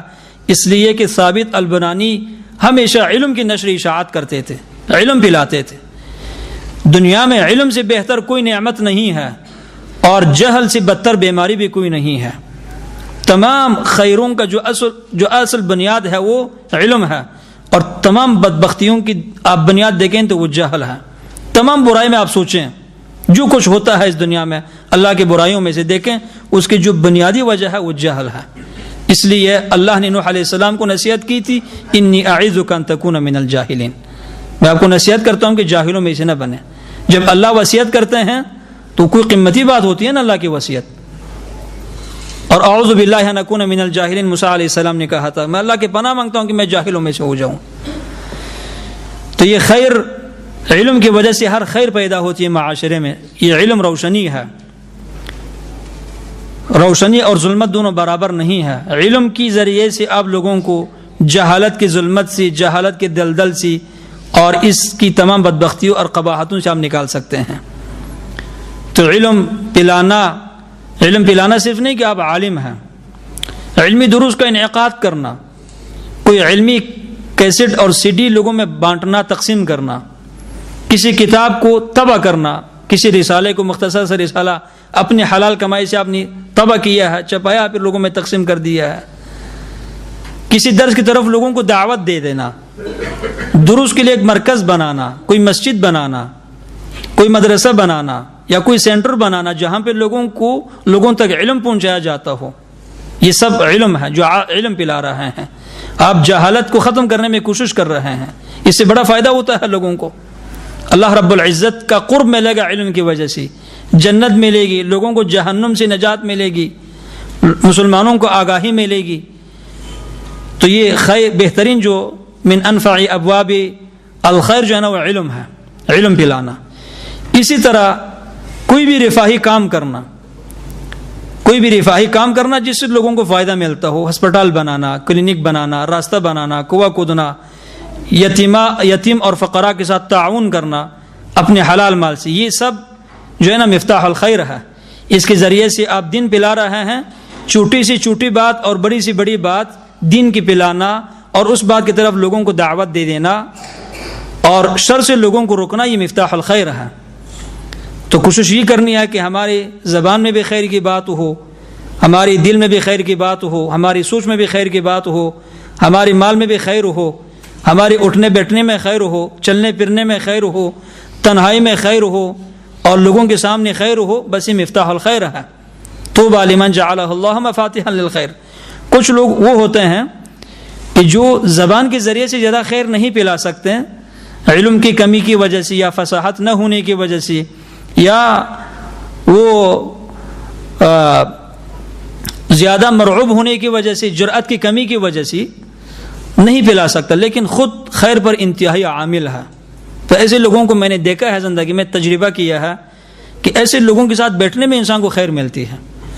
وہ زیادہ بولتا نہیں ہے لیکن خود اتنا خیر پر عامل ہے کہ اگر کوئی بات اس کے منہ سے نکلتی ہے ٹوٹی پھوٹی الفاظ میں، وہ بھی خیر کی بات ہوتی ہے۔ تو یہ کہیں اگر چلنے لگتا ہے تو آپ سوچیں تو کسی خیر کام کی طرف جا رہا ہے۔ اگر کہیں بیٹھا ہے تو پھر بھی خیر کا کام کرتا ہے، چلتا ہے تو پھر بھی خیر کا کام کرتا ہے۔ مال اگر کہیں لگا رہے ہیں تو آپ دیکھیں تو خیر میں ہی لگا رہا ہے۔ تو اس طرح مفتاح الخیر بننا ہے اور ہم سب کی ذمہ داری ہے، اس لیے کہ ہم سب اللہ رب العزت کی رحمت کا محتاج، اللہ سبحانہ و تعالیٰ کی جنت کا محتاج، ہر چیز میں ہم اللہ سبحانہ و تعالیٰ کی طرف محتاج ہیں، اور جہنم سے ہم سب بچنا چاہتے ہیں۔ تو جہنم سے بچنے کا بہترین ذریعہ وہی ہے کہ بندہ مفتاح الخیر بنے۔ اب مفتاح الخیر کیسی بنیں گی؟ ہمیں تو مفتاح الشر، جو شر کی چابی ہے، اس کی قباحت کے بارے میں کچھ نہ کچھ علم حاصل ہوا اس درس میں، اور اس جو خیر کی چابی ہے اس کی اہمیت کے بارے میں بھی کچھ نہ کچھ معلومات حاصل ہوئے ہیں۔ اب رغبت پیدا ہو گئی، تو میں نے شروع میں کہا تھا کہ ہر چیز کی چابی ہوتی ہے، تو اب خیر کی بھی چابی ہوتی ہے، مفتاح الخیر کی بھی خود چابی ہوتی ہے۔ ہم مفتاح الخیر، خیر کی کنجی کیسے بن سکتے ہیں؟ اس کے 8 اسباب ہیں علی سبیل الاختصار، کہ اگر بندہ وہ اسباب اختیار کرے تو یہ بندہ مفتاح الخیر میں سے بن سکتا ہے، اللہ اس کو خیر کی چابی بنائیں گے۔ سب سے پہلا سبب وہ اخلاص ہے۔ اخلاص یہ ہے کہ اپنی تمام عبادات کو، چاہے اس عبادت کا تعلق آپ کی زبان سے ہو، آپ کے عمل سے ہو، آپ کے مال سے ہو، اپنی ہر عبادت کو خالص کیا کریں اللہ رب العزت کی خاطر۔ یہاں تک کہ جو ہم کلمہ پڑھتے ہیں نا، کلمہ، اس کلمہ میں بھی اخلاص کا ہونا ضروری ہے۔ فإن اللہ حرم علی النار من قال لا الہ الا اللہ یبتغی بذلک وجہ اللہ۔ اللہ نے جہنم پر حرام کر دیا ہے اس شخص کو جو کلمہ پڑھے، اور کلمہ پڑھنے کا مقصد کیا ہے؟ یبتغی بذلک وجہ اللہ، اللہ کے چہرے کی خاطر کلمہ پڑھتا ہے، اللہ کی خوشی کی خاطر کلمہ پڑھتا ہے۔ تو اخلاص کا مطلب یہ کہ اپنی عبادات کو شرک کی تمام شوائب سے، اس کی تمام شاخوں سے پاک کر دینا۔ آپ کی عبادت میں مخلوق کے لیے کوئی حصہ نہیں ہونی چاہیے۔ عبادات کا ظاہر اور باطن سب کچھ اللہ رب العزت کی خاطر ہو، صرف اللہ کو خوش کرنا مقصد ہو۔ تو اس کا فائدہ یہ ہوتا ہے کہ اخلاص کی وجہ سے اللہ سبحانہ و تعالی انسان سے خیر کا کام کراتے ہیں اور شر سے بچاتے ہیں۔ دلیل سورۃ یوسف، کذالک لنصرف عنہ السوء والفحشاء انہ کان من عبادنا المخلصین۔ یوسف علیہ السلام کے لیے برائی کرنا بالکل آسان تھی، اور برائی کرنے کے تمام اسباب وہاں بے فراہم تھے۔ یوسف بالکل نوجوان ہے، بوڑھے نہیں ہے کہ شہوت کی کمی ہو، جوانی کی ابتدائی ایام ہیں۔ یوسف مسافر ہے، اپنے محلہ اور بستی میں نہیں رہتا کہ لوگ اس کو پہچانتے ہو، کوئی نہیں پہچانتا۔ اس لیے برے لوگ اس دور میں باہر سفر کرتے ہیں، وہاں پہ جا کر برائی کرتے ہیں، اس لیے کہ کوئی نہیں پہچانتا۔ اور اسی طرح دعوت عورت کی طرف سے، عورت نے دعوت دی ہے، اس نے مطالبہ نہیں کیا، اس عورت نے مطالبہ کیا ہے۔ چوتھا سبب، یہ عورت صاحب الجمال، خوبصورت عورت ہے۔ پانچواں سبب، یہ عورت وزیر کی بیوی ہے، اس کی قدرت بھی ہے، اس کی عزت بھی ہے۔ چھٹا سبب، تمام دروازے بند ہیں۔ ساتواں سبب، ان دونوں کے علاوہ کوئی تیسرا شخص نہیں ہے۔ آٹھواں سبب، یہ یوسف غلام ہے اور وہ عورت اس کی آقا ہے، بادار ہے۔ غلام کو بات ماننا پڑتا ہے، وہ تو اپنی بات منواتی ہے اسی۔ تو اتنی اسباب کی موجودیت کے باوجود یوسف علیہ السلام زنا نہیں کرتے۔ یہ بات کرنا آسان اور سننا بھی آسان ہے، لیکن تھوڑا سا اس پر غور کریں کہ ہمارا بھی یہی دعویٰ کہ ہم اللہ سے ڈرتے ہیں، متقی ہے، پرہیزگار ہے، یہ وہ ہے۔ اگر ایسا کوئی زمینہ ہو، گناہ کرنے کے ایسے اسباب فراہم ہو، کیا ہم تو اسباب تلاش کرتے ہیں گناہوں کی خاطر، والعیاذ باللہ من ذالک۔ ہم تو موقع ڈھونڈتے ہیں کہ کوئی نہ دیکھے ہمیں۔ تو یوسف علیہ السلام کو اللہ رب العزت بچاتے ہیں. کیوں بچاتے ہیں؟ کذالک لنصرف عنہ السوء والفحشاء انہ کان من عبادنا المخلصین. ہم نے اس کو بے حیائی سے اس لیے بچایا کہ ہمارے مخلص بندوں میں سے تھا. تب یہ مغلاق شر ہوا نا یوسف علیہ السلام. یوسف علیہ السلام نے شر کے دروازے کو تالا لگا دیا نا, اور خیر کی چابی اپنے ہاتھ میں لے لی ہے کہ یوسف علیہ السلام کا یہ کارنامہ اور یہ واقعہ قیامت تک آنے والے تمام مسلمانوں کے لیے اسوہ حسنہ ہے کہ برائی سے یوں بچنا ہے کہ برائی کرنے کی تمام اسباب فراہم ہونے کے باوجود پھر بھی برائی سے بچنا ہے. دوسرا سبب الدعاء والالحاح, دعا کرنا اور اللہ رب العزت کے سامنے گڑ گڑا کے اللہ سے دعا مانگنا, رونا کہ یا اللہ بس مجھے خیر کی چابی بنا دے اور شر سے مجھے بچایا, شر سے نجات دے دے. یہ دعا اکثر اہل علم کہتے ہیں کہ مفتاح کل خیر الدعاء, تمام خیر کی جو چابی ہے وہ دعا ہے, اور اللہ رب العزت دعا مانگنے والوں کو رد نہیں کرتا. اور خصوصاً جب انسان اللہ سے اچھی خیر کی بات اور خیر کا کام آپ چاہتے ہیں تو اللہ رب العزت وہ آپ کو ضرور دے دیتے ہیں, اس لیے کہ اس کا انجام خیر ہی ہوتا ہے. اور جب دنیا مانگتے ہیں تو اللہ جلدی نہیں دیتا, اس لیے کہ وہ دنیا کی چیز جو ہم اللہ سے مانگ رہے ہیں ہمارے لیے تو اچھی ہوتی ہے, لیکن اللہ جانتا ہے کہ اس کی عاقبت اور اس کا انجام بہتر نہیں ہے. تو اللہ چونکہ ارحم الراحمین اور رب العالمین ہے, وہ تربیت کرنے والی ذات اور انتہائی مہربان اور ہمیشہ مہربان ہے, اس لیے وہ بندے کو وہ چیز نہیں دیتا جس میں انسان کا نقصان ہو. دعا کثرت سے مانگنا ہے. تیسرا سبب الاقبال علی عبادت اللہ خصوصاً الصلاۃ, اللہ رب العزت کی عبادت کی طرف توجہ کرنا, بس ہمیشہ عبادت کے بارے میں سوچنا اور عبادت کرنا, خصوصاً نماز. ان الصلاۃ تنہی عن الفحشاء والمنکر, نفلی نماز پڑھنا, فرضی نماز پڑھنا, جماعت کی پابندی کرنا, نماز میں خشوع پیدا کرنا اور نماز ٹائم پر پڑھ لینا اور سنت کے مطابق نماز پڑھنا. ایسی نماز ظاہری نماز نہیں, ورزشی نماز سے فائدہ کچھ نہیں ہوتا. وہ نماز جو شرعی نماز ہے, جو اللہ کو مطلوب ہے, اس طرح نماز پڑھنا. یہ نماز آپ کو خیر کی چابی بنائے گی اور شر کا تالا بنا دے گی آپ کو. ان الصلاۃ تنہی عن الفحشاء والمنکر, نماز کی وجہ سے جتنی بھی شرور ہے ان کو تالا لگا دیا جاتا ہے. شرعی نماز کی طرف دعوت دے دینا. اور چوتھا سبب مجالست الاخیار, نیک لوگوں کے ساتھ بیٹھنا. نیک لوگوں کے ساتھ بیٹھنا, نیک لوگوں کی صحبت دو طرح کی ہے. ہمارے اس دور میں وہ نیک لوگ جن کے ساتھ بیٹھنے سے انسان خیر سیکھتا ہو, ان کی تعداد میں کمی ہے. اس کی وجہ یہ ہے کہ آپ دیکھیں جس کو آپ بہت زیادہ نیک سمجھتے ہیں اس کے ساتھ آپ پھرتے رہیں, سارا دن گزاریں, تو آپ دیکھیں کہ اس کی جو یومیہ زندگی ہے اکثر اس کی باتیں دنیا سے متعلق ہوتی ہے اور اس کی کم باتیں دین سے ہیں. دین کے بارے میں اس کی باتیں بہت کم ہوتی ہیں, اکثر دنیا کے بارے میں سوچتا ہے, دنیاوی گفتگو ہوتی ہے. تو نیک لوگوں کے ساتھ بیٹھنے کی دو قسمیں ہیں. ایک, اگر کوئی نیک بندہ میسر ہے تو اس کے ساتھ بیٹھنا, اس سے کچھ سیکھنا, اس کی گفتگو پر غور کرنا, اس کی جو زندگی گزارنے کا طریقہ ہے اس پر غور کرنا, اس سے انسان کو خیر ملتی ہے. اور دوسرا, نیک لوگ ہوا جو فوت ہو چکے ہیں ان کی سیرت کو پڑھ لینا, ان کی زندگی کی تاریخ کو پڑھنا, ان کی سوانح حیات کو پڑھنا, یہ صحبت الاخیار ہے.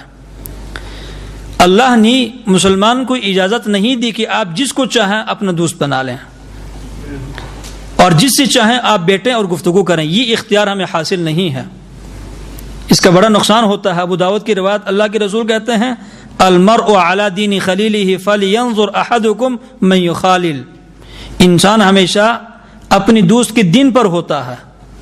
تو ان میں سے ہر ایک شخص غور کیا کریں کہ کن لوگوں کے ساتھ تم نے دوستی قائم کی ہے اور کن لوگوں کو تم نے دوست بنایا ہے, کیونکہ قیامت کے دن اسی شخص کے ساتھ آپ کو اٹھایا جائے گا جس سے آپ کو محبت تھی. المرء مع من احب. انس بن مالک جب یہ حدیث سنتے ہیں اللہ کے رسول کی زبان سے تو ہمیشہ کہا کرتے تھے کہ اسلام لانے کے بعد مجھے کسی بات پر اتنی خوشی نہیں ہوئی جتنی کہ اس حدیث پر مجھے خوشی ہوئی ہے. اس لیے کہ فإن يحب اللہ ورسولہ وابا بکر وعمر وعثمان وعلی, اس لیے کہ مجھے اللہ سے محبت ہے, اللہ کے رسول سے محبت ہے, ابو بکر عمر عثمان علی سے شدید محبت ہے. تو المرء مع من احب, جس سے آپ کو محبت ہوتی ہے اسی کے ساتھ آپ کو اٹھایا جائے گا. تو اللہ نے ہمیں اختیار نہیں دے کہ جس کو ہم مرضی چاہیں دین بنائیں. اس دور میں ہماری جو اکثر مرد خواتین خصوصاً نوجوان طبقہ, چاہے وہ نوجوان مرد ہو یا عورت ہو, ان کی گمراہی کا سبب اور اللہ رب العزت کے دین سے غفلت اور دن بدن اللہ کے دین سے دور ہو جانا اور بالآخرہ دہری بن جانا اور دہریہ سوچ اختیار کرنا اور دہریہ قسم کی باتیں کرنا, اس کی بنیادی وجہ غلط دوست ہیں, ماحول غلط ہے, ہماری رہنے کی جگہ, ہماری جو تعلیمی ادارہ ہے وہاں پہ غلط ماحول ہے. لوگ ہمیشہ اپنے بچوں کی بگڑ جانے سے ہمارے پاس شکایتیں لاتے ہیں کہ بیٹا بگڑ چکا ہے, کیا کریں. تھوڑا سا غور کریں کہ آپ اپنے بیٹے کی تربیت کے لیے آپ نے کیا بندوبست کیا ہوا ہے دینی تربیت کی خاطر. گھر میں تو اس کو آپ نے کلی آزادی دی ہوئی ہے, الگ کمرہ ہے, کمپیوٹر ہے, لیپ ٹاپ ہے, اس کے پاس گاڑی ہے, مستقل کمرہ ہے, نیٹ لگا ہوا ہے, کیبل کی لائن وہاں پہ لگی ہوئی ہے, سب کچھ ہے. اور آپ نے کبھی زندگی میں اس پر کوئی تھوڑی سی سخت بات بھی نہیں کی. اور صبح سے جاتا ہے 2 بجے تک تو اسکول کالج یونیورسٹی کے اندر غلط لوگوں کے ساتھ اس کا اٹھنا بیٹھنا ہے. جیسے گھر آتا ہے کھانا کھاتا ہے باہر گلی میں نکل جاتا ہے, یا گاڑی لے کر جن دوستوں کے ساتھ اس نے وعدہ کیا ہے کسی ہوٹل میں کسی گیسٹ ہاؤس میں کہاں پہ چلی جاتا ہے, وہاں پہ اس کی کیا گفتگو ہوتی ہے, کن لوگوں کے ساتھ اس کا اٹھنا بیٹھنا ہے. رات کو 2 بجے آتا ہے, پھر کہتے ہیں بیٹا بگڑ گیا ہے. یہ بیڑیا نہ بنے تو کون بنے؟ بگڑ تو جائے گا. آپ کیا قدم اٹھا رہے ہیں اس کی اصلاح کی خاطر؟ آپ تو اپنے بیٹے کو جہنم کی طرف لے جا رہے ہیں, جہنم کے راستے پر چل رہا ہے اور آپ کو کوئی غور فکر نہیں ہے. واللہ باللہ تاللہ ایسے والدین اپنے اولاد کے ساتھ قطعاً خیر خواہ نہیں ہے. یہ قیامت کے دن ایسے اولاد کی وجہ سے ان کو بھی جہنم میں جانا پڑے گا. اس لیے کہ جب اللہ رب العزت اولاد کے بارے میں فیصلہ کریں گے کہ تم جہنم میں چلے جاؤ, تو اولاد کہے گی یہ جو والدین کڑے ہیں یہ تو ہمارے راعی ہیں, یہ تو چڑواہے تھے دنیا میں, یہ تو ہمارے حاکم تھے. فَإِنَّهُ ضَيَّعَ رَعِيَّتَهُ, اس نے تو اپنے عوام کو برباد کر دیا, ان کو پہلے بھیجیں, کیونکہ مرنے کے بعد یہ سلسلہ نسب ختم ہوتا ہے. فَإِذَا نُفِخَ فِي الصُّورِ فَلَا أَنْسَابَ بَيْنَهُمْ يَوْمَئِذٍ, جب سور میں اسرافیل پھونکے گا سب رشتہ داریاں ختم. یوم یفر المرء من اخیہ و امہ و ابی و صاحبتہ و بنی, یہ شادی شیرازی کی بات نہیں, قرآن کریم کی بات ہے. انسان اپنی ابو سے, اپنی ماں سے, اپنے بھائی سے, اپنے بیٹے سے, اپنے شوہر سے, اپنی بیوی سے بھاگتا ہے, اس لیے کہ ہر ایک کچھ دوسرے کے اوپر کچھ حقوق ہے. اس نے وہ حقوق ادا نہیں کیا, اب ڈرتا ہے کہ اس نے تو مجھ سے پوچھنا ہے اللہ کے سامنے. تو غرض یہ ہے کہ یہ مجالست الاشرار یہ بدترین بیماری ہے, برے لوگوں کے ساتھ اٹھنا بیٹھنا. وقال او جب وہ یا ویلتا لیتنی لم اتخذ فلانا خلیلا, کاش کہ میں فلاں شخص کو دوست نہ بناتا. لقد اضلنی عن الذکر, اس نے مجھے اللہ کی یاد سے غافل کر دیا ہے. اور وہ شخص سورہ صافات میں وہ کہے گا انہ کان لی قرین, اللہ سے کہے گا کہ میرے ایک دوست ہوا کرتا تھا دنیا میں, وہ کہاں ہے؟ اللہ فرمائیں گے حل انتم مطلعون, کیا تم ان کو دیکھنا چاہتے ہو؟ وہ کہے گا کہ ہاں دیکھنا چاہتا ہوں. اللہ فرمائیں گے فطلع فرآ فی سواء الجحیم, سر اٹھا کر دیکھے گا تو جہنم کے اندر جل رہا ہے. تو کہے گا تاللہ ان کدت لتردین ولولا نعمت ربی لکنت من المحضرین, اللہ کا احسان رہا ہے کہ میں نے تمہاری دوستی چھوڑ دیا ہے, وگرنہ آج بھی میں تمہارے ساتھ جہنم کے اندر ہوتا. تو یہ دوستی کی بڑی اہمیت ہے. اگر نیک دوست ہیں تو ان کے بڑے فوائد, اگر برے دوست ہیں تو ان کے بڑے نقصانات ہیں. اور وجہ یہ ہے کہ ہمیشہ شیطان کے بیٹھنے کی جو جگہ ہے برے لوگوں کی محافل ہے. سورہ شعراء میں اللہ نے فرمایا هل انبئکم علی من تنزل الشیاطین تنزل علی کل افاک اثیم, میں تمہیں خبر دوں کہ شیاطین کہاں پہ اتر آتے ہیں. یہ شیاطین ہر جھوٹے انسان پر اور ہر گناہگار انسان پر اتر آتے ہیں. تین کی محافل یہ شیطان کی محفل ہے, وہاں پہ شیطان حاضر ہوتا ہے. اور جو نیک لوگ ہیں ان کے ساتھ بیٹھنا یہ ضروری ہے, یہاں تک کہ اللہ کے رسول کو اللہ نے حکم دیا ہے کہ آپ نیک لوگوں کے ساتھ بیٹھ جایا کریں. وَاصْبِرْ نَفْسَكَ مَعَ الَّذِينَ يَدْعُونَ رَبَّهُمْ بِالْغَدَاةِ وَالْعَشِيِّ يُرِيدُونَ وَجْهَهُ وَلَا تَعْدُ عَيْنَاكَ عَنْهُمْ تُرِيدُ زِينَةَ الْحَيَاةِ الدُّنْيَا وَلَا تُطِعْ مَنْ أَغْفَلْنَا قَلْبَهُ عَنْ ذِكْرِنَا وَاتَّبَعَ هَوَاهُ وَكَانَ أَمْرُهُ فُرُطًا. آپ اپنے نفس کو روک لیا کریں, باندھ لیا کریں ان لوگوں کے ساتھ جو صبح و شام اللہ کو پکارتے ہیں. یہ قرآن کی باتیں ہیں. سبب نزول یہی ہے کہ مشرکین کہا کرتے تھے اللہ کے رسول سے کہ آپ یہ فقیر لوگوں کے ساتھ آپ کا اٹھنا بیٹھنا ہے. یہ بلال ہے, دیکھیں اس کا رنگ بالکل کالا ہے, یہ خود غلام ہے, یہ صاحب پتہ نہیں مسافر کس ملک سے آیا ہوا ہے، اس کے ساتھ کچھ نہیں ہے، مال کچھ نہیں ہے، فقیر انسان ہے، یا عمار خود فقیر، یاسر فقیر ہے، پورا ان کا خاندان ہی فقیر لوگوں کا خاندان ہے. ایسے لوگوں کے ساتھ آپ کا اٹھنا بیٹھنا ہے. تو ہم تو بڑے چودھری لوگ ہیں، امیر لوگ ہیں، ابو جہل ہے، ابو لہب ہے، عتبہ شیبہ ہے، یہ بڑے چودھری ہیں، ان کی چودراہٹ ہے.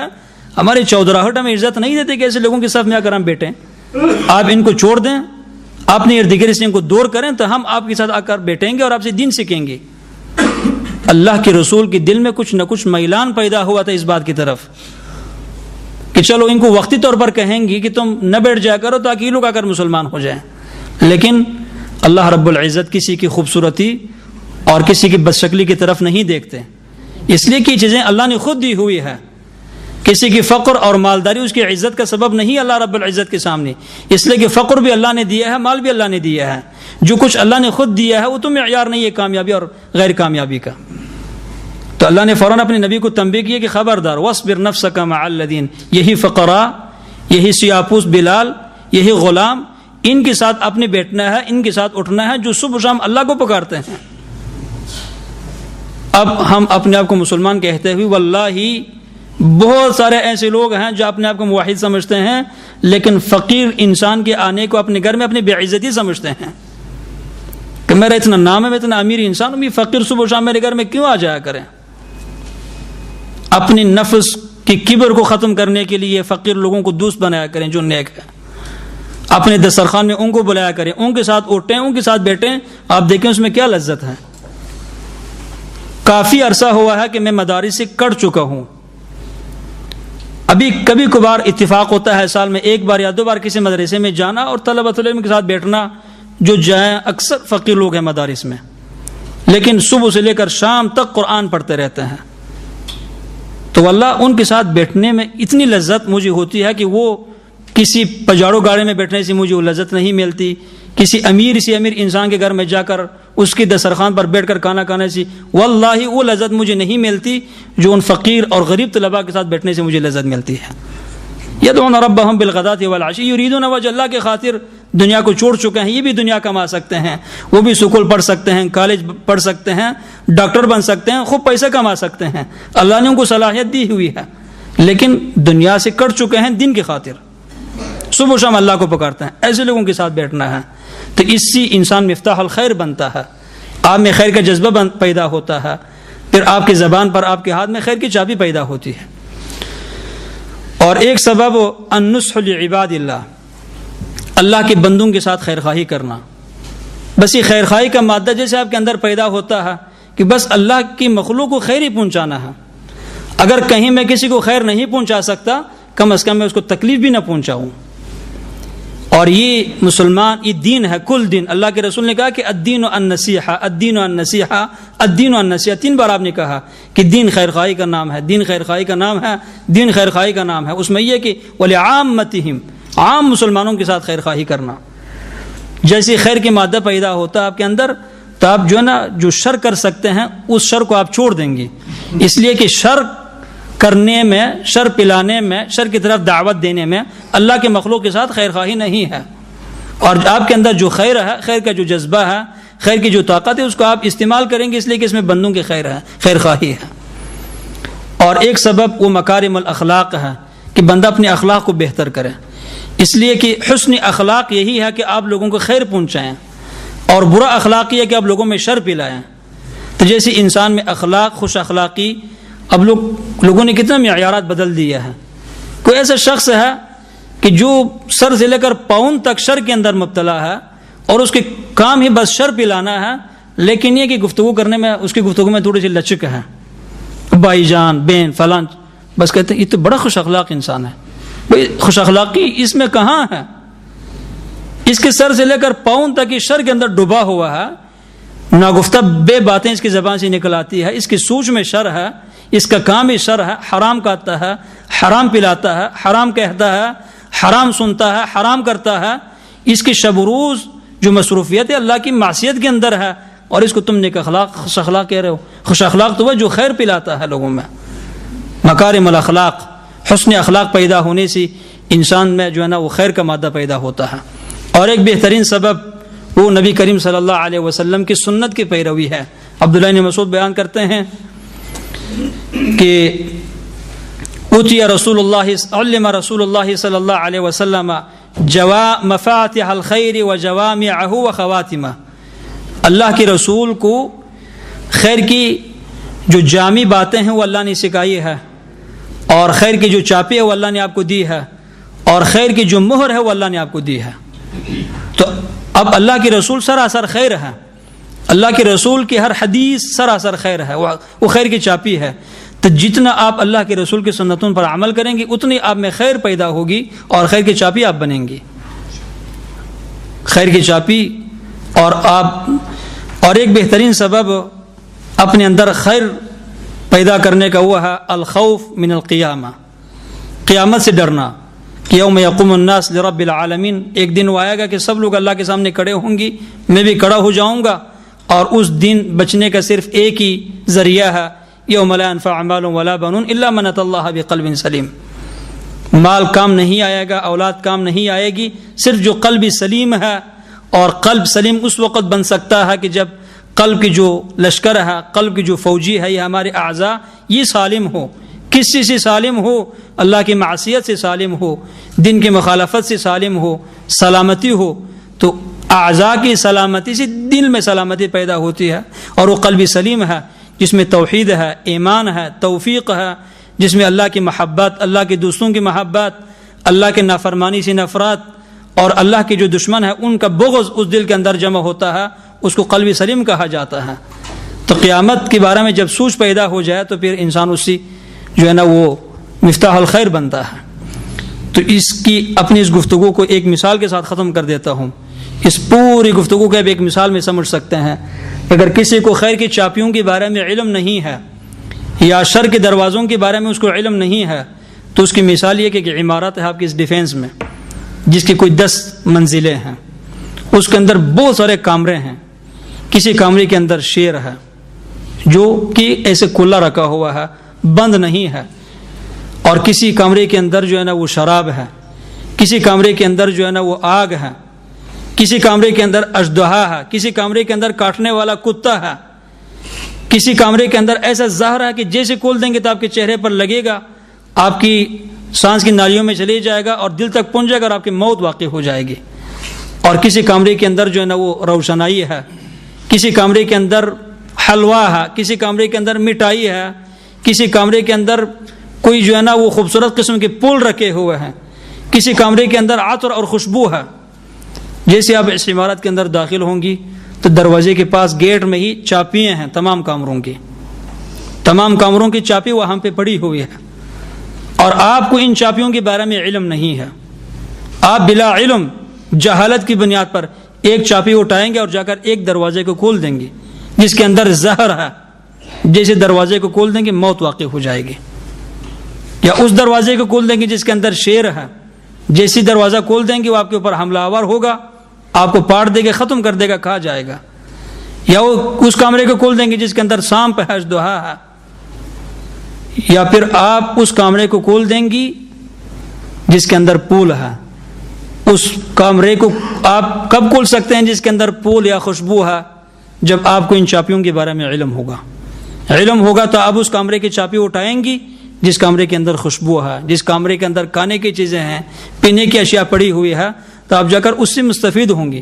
تو آپ کی کل زندگی اور دین کی موافقت اور دین کی مخالفت بس وہی بلڈنگ ہے جس کے اندر بہت سارے کمرے ہیں، جیسے اللہ کے رسول نے حدیث میں بیان کیا ہے۔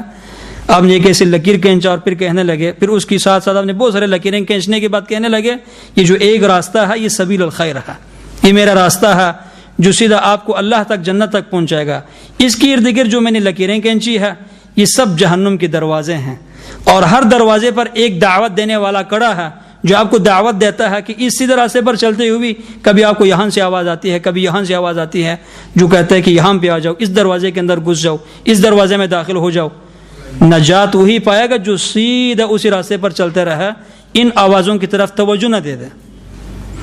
تو اس دور میں آپ کو بہت سارے آوازیں آئیں گی، اللہ کے ساتھ شریک مقرر کرنا، بدعات کی آواز، انکار حدیث کی آواز، دہریت کی آواز، شراب جوئے کی آواز، یہودیت مسیحیت کی آواز، قادیانیت کی آواز، رافضیت کی آواز، قرآن و سنت میں تعویل کرنے کی آواز، اللہ کے رسول کے مقابل میں ایک عالم کو مقرر کرنا اور اللہ کے رسول کی احادیث کو اس کے ترازو میں تول کر قبول کرنا، مختلف قسم کی آواز آپ کو آتی رہے گی.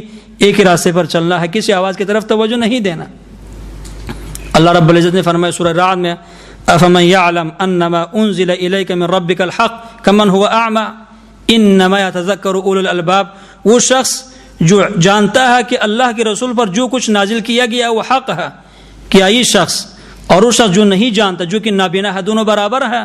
برابر نہیں ہے. جو خیر کی چابیوں کو جانتا ہے اور جو نہیں جانتا، دونوں برابر نہیں ہے. لیکن اس بات کو کون سمجھ سکتا ہے؟ یہ بات کس کو اہم بات لگتی ہے؟ انما یتذکر اولو الالباب، جن لوگوں کے دماغوں میں خالص عقل ہے. وما یستوی الاعمی والبصیر، بنا اور نابینا دونوں برابر نہیں ہے. ولا الظلمات ولا النور، روشنی اور اندھیرا برابر نہیں ہے. ولا الظل ولا الحرور، سورج اور سایہ دونوں برابر نہیں ہے. وما یستوی الاحیاء ولا الاموات، مردے اور زندے دونوں برابر نہیں ہے. اللہ رب العزت مجھے اور آپ کو ان لوگوں میں سے بنایا یستمعون القول فیتبعون احسنہ اولئک الذین ہداہم اللہ، کہ اللہ ہم سب کو خیر کی چابی بنایا اور شر سے بچایا. اور اللہ رب العزت زندگی میں بھی ہم سے خیر کا کام لے لے اور جب موت آتی ہے تو وہ بھی کسی خیر پر ہی آ جائے. وباللہ تعالی التوفیق وصلی اللہ وسلم علی نبینا محمد.